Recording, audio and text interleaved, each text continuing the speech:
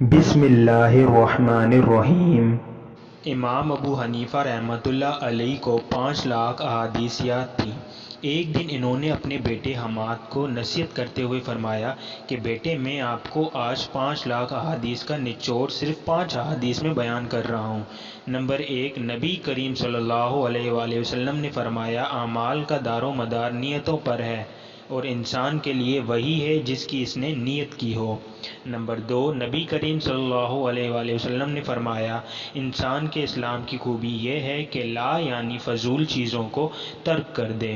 Number 3، نبی کریم صلی اللہ علیہ وآلہ وسلم نے فرمایا، تم مومن نہیں ہو سکتے جب تک اپنے مسلمان بھائی کے لیے وہ چیز پسند نہ کرو جو اپنے لیے کرتے ہو۔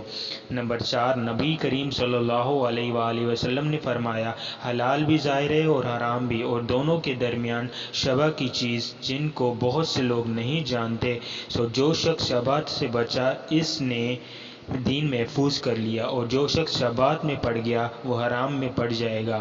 جیسا کہ چرواہا اپنے ریوڑ کسی کھیت کی باڑ کے پاس لے جائے تو عنقریب ایسا ہوگا کہ اس کا ریوڑ کھیت بھی چرنے لگے گا۔ بلا شبہ ہر بادشاہ نے باڑ لگا دی ہے اور اللہ کی باڑ حرام کردہ اشیاء ہیں۔ نمبر 5، نبی کریم صلی اللہ علیہ وآلہ وسلم نے فرمایا، کامل مسلمان وہ ہے جس کے ہاتھ اور زبان سے کسی مسلمان کو تکلیف نہ پہنچے۔